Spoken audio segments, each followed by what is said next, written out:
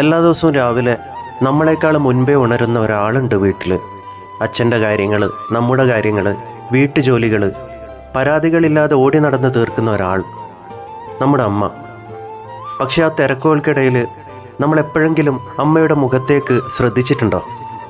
അച്ഛന് ഭക്ഷണം വിളമ്പിക്കൊടുത്ത് വാതിലിനരികിൽ മാറി നിന്ന് അച്ഛൻ കഴിക്കുന്നത് നോക്കി നിൽക്കുന്ന അമ്മയെ ഞാൻ കാണാറുണ്ട്. എന്നും കാണുന്ന കാഴ്ചയാണ്. അച്ഛൻ പതിവ് പോലെ കഴിക്കുന്നു, ഇടയ്ക്കെന്തെങ്കിലും വേണമെങ്കിൽ വിളിക്കുന്നു, അമ്മ അത് വിളമ്പിക്കൊടുക്കും, അത്ര തന്നെ. പക്ഷെ ഒരു ദിവസം ഞാൻ അമ്മയുടെ അടുത്ത് ചെന്ന് അമ്മയോട് പറഞ്ഞു, അമ്മേ, ഇന്നത്തെ കറി അടിപൊളിയായിട്ടുണ്ട് കേട്ടോ, നല്ല ടേസ്റ്റ്, എനിക്ക് കുറച്ചുകൂടി തരുമോ എന്ന്. അത് കേട്ടപ്പോൾ അമ്മയുടെ മുഖത്ത് വിരിഞ്ഞൊരു പ്രകാശമുണ്ട്, ഒരു തെളിച്ചം. അത് കണ്ടപ്പോഴാണ് എനിക്കൊരു കാര്യം മനസ്സിലായത്.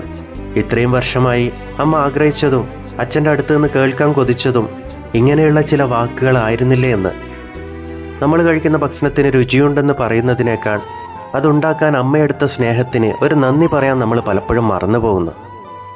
അമ്മമാരുടെ ലോകം വളരെ ചെറുതാണ്. അതിലവർ ഏറ്റവും കൂടുതൽ ആഗ്രഹിക്കുന്നത് നമ്മളിൽ നിന്നുള്ള ഇത്തരം കൊച്ചു കൊച്ചു അംഗീകാരങ്ങളാണ്. ആ കറിക്ക് ഉപ്പുണ്ടോ എന്ന് നോക്കുന്നതിനേക്കാൾ മുമ്പ് അത് വിളമ്പിത്തന്ന ആ മുഖത്തൊന്ന് നോക്കാൻ നമുക്ക് കഴിയുന്നുണ്ടോ? പലപ്പോഴും നമ്മൾ സ്നേഹം പ്രകടിപ്പിക്കാൻ മറന്നു പോകുന്ന ഒരിടമാണ് നമ്മുടെ അടുക്കളകൾ. ഒരു വാക്ക് മതി, ഒരു നേർത്ത പുഞ്ചിരി മതി.